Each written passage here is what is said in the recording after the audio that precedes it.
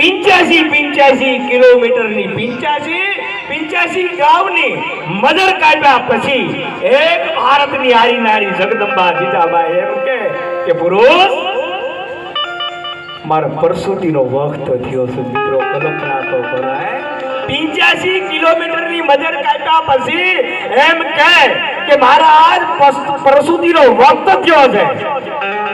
આમ જો એક મહાદેવનું મંદિરના દરવાજા બંધ કર્યા. જગદંબા જીજાબાઈ જેથી કહેવાય છે કે શિવાજીનો જન્મ દીધો. શિવાજીનો જન્મ દીધા પછી પુરુષ બારે આટા મારે ગમે શું પરિણામ આવે છે. થોડી વાર પછી દરવાજા ખોલ્યા અને જગદંબા જીજાબાઈ પોતાના દીકરાને લઈ અને એટલું કે દીકરાનો જન્મ થયો છે. મિત્રો કલ્પના તો કરો. 85 કિલોમીટરની જે મદર કાપ્યા પછી જે દીકરાનો જન્મ દઈ શકે ને તો બાપ કા ચંદ્રશેખર આઝાદ હોય, શિવાજી મહારાજ હોય, કા રાણા પ્રતાપ હોય અને કા ભગતસિંહ હોય અને કા બાપ બાબા સાહેબ આંબેડકર જેવા દીકરા. આ કોકના માટે દેહ ધારણ કરે અને કોકના માટે પૂર્ણાવતી કરે ને આવા સુરવીરો હોય. એટલે કે હે માં કા સુરવીરનો જન્મ દેજે, કા માં દાતારનો જન્મ દેજે અને કા ભક્તનો જન્મ દેજે. બાપ કોકના માટે દેહની પૂર્ણાવતી કરી શકે ને એને આપણે સુરવીર કહી શકીએ. આજ એવા સુંદર મજાના આ કાર્યક્રમની અંદર અને બીજ જેવો એટલે કે 12 બીજના ધણી રામદેવજી મહારાજના આજ બીજ જેવો દિવસ છે અને આજ આવું સુંદર મજાનું આયોજન રાખ્યું હોય એ આયોજનની અંદર જેવા આ તમામ જે કલાકારો છે મઢોલા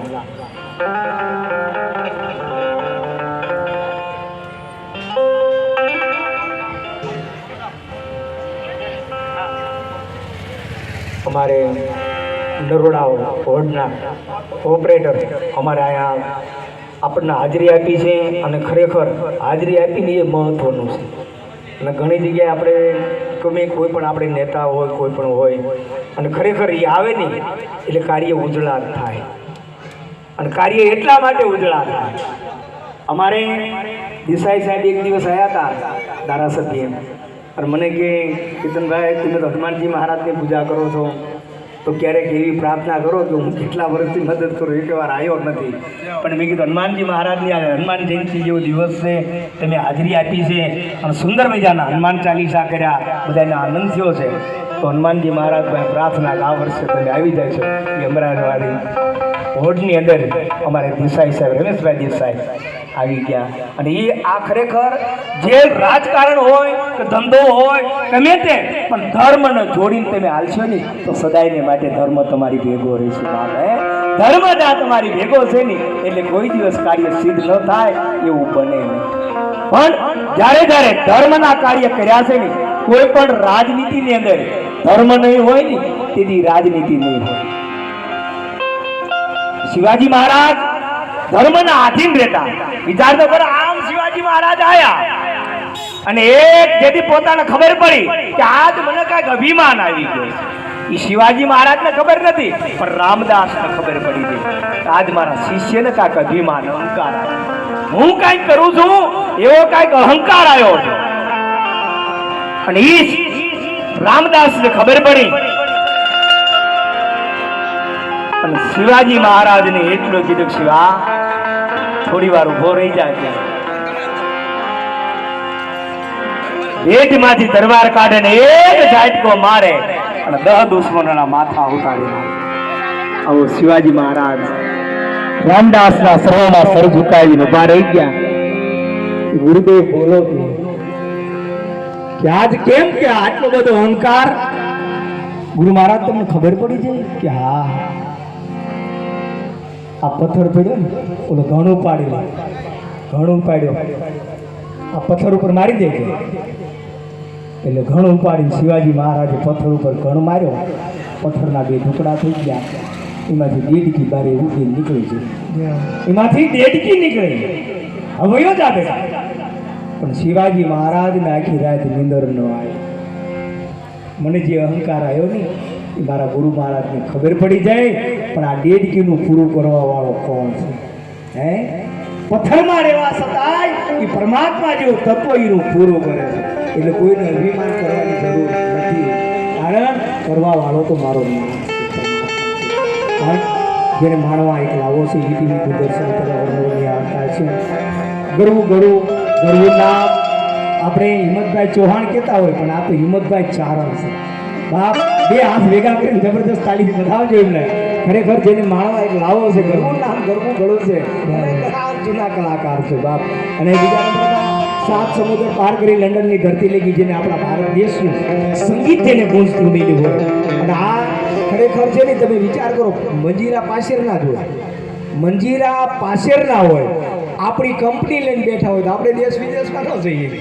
હે, કરોડોપતિ હોય આપણે દેશ વિદેશમાં આટા ન મારી શકીએ, પણ પાછળના મંજીરા વગાડી અને 7 સમુદ્ર પાર કરી અને 21 દેશની મુસાફરી કરીને મંજીરા વાળાએ એવી અમને અનુભવ્યો.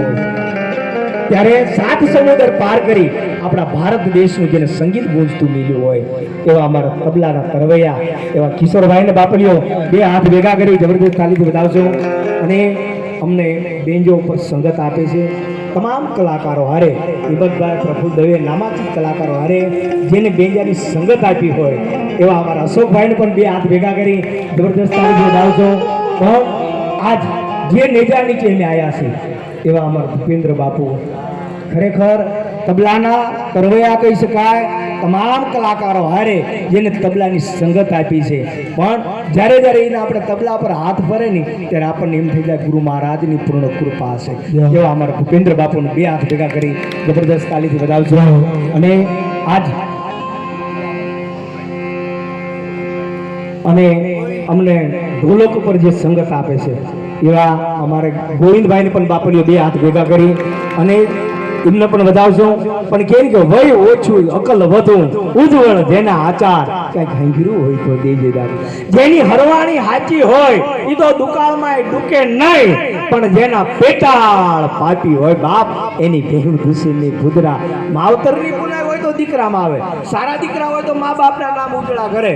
અને હમણાં હું ઘણી વાર કહું છું, હમણાં એક ભાઈ મને કીધું ઓલું વાત કરજો, 4 દીકરાની વહુ આયા મને કે કેતનભાઈ, મેં કીધું શું કે આપણે મા બાપને જાત્રા કરાવવા લઈ જાવ. સારા દીકરાઓ જાત્રા કરાવવા લઈ જાય, 4 દીકરાની વહુ મને કે કેતનભાઈ તમારે હારે આવવાનું, અમારા મા બાપને જાત્રા કરાવવા લઈ જાવ. મેં કીધું આ કળજુગમાં કોઈ નથી કરાવતું, એને કરાવતો બહુ ભાગ્ય કહેવાય. એ 4 દીકરાની વહુ અમે તો ઉપડ્યા બરાબર. અને સારા દીકરા હોય તો મા બાપના નામ એવા અમારા મોન્ટુભાઈ સાધુને બાપડીઓ બે હાથ ભેગા કરી જબરદસ્ત તાલીથી બતાવું છું. આ તાણાવાળા ભેગા કરી અને આજ આ કાર્યક્રમની અંદર આપણે બધાએ હાજરી આપી છે. ત્યારે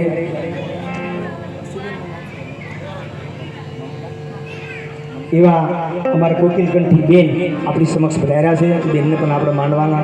એવા મમતાબેન વાઘેલાને બાપડીઓ બે હાથ ભેગા કરી જબરદસ્ત તાલીથી બતાવશો. આ તાણાવાળા ભેગા કરી અને આપણે આજ ગમે ત્યારે કોઈ પણ કાર્યની શરૂઆત થાય એ પહેલાં આપણે ગજાનંદ ગણપતજી મહારાજથી શરૂઆત કરીએ. ત્યારે આપણે હિંમતભાઈ ચારણને વિનંતી કરી કે બાપડી એવા ગજાનંદ ગણપતજી મહારાજને લઈને આવો કે જેના 12 નામ અનુક્રમ હોય એવા ગણપતજીથી આપણે શરૂઆત કરીએ.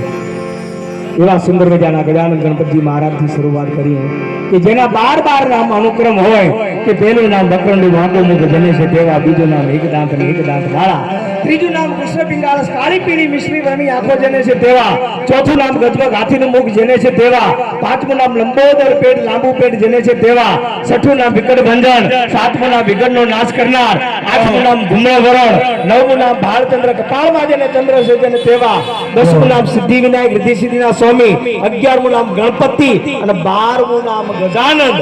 આ પણ માને ગણપતિના 12 નામ જેમાંના પ્રતકાળ, મધ્યમકાળ, સાયસકાળ 3 વખતે નિયમ પાળી હંમેશા પાઠ કરીને કોઈ પણ દિવસ વિઘ્ન બિલકુલ બાદ કરતું નથી. આપણને જરા વિઘ્ન ન આવે એવા જ જમણી સુરના ગજાનંદ ગણપતિ મહારાજને લઈ તમારી સમક્ષ આવે અમારે હિંમતભાઈ ચારણ બે હાથ ભેગા કરી જબરદસ્ત તાલી બજાવશો. અમારે હિંમતભાઈ ચારણ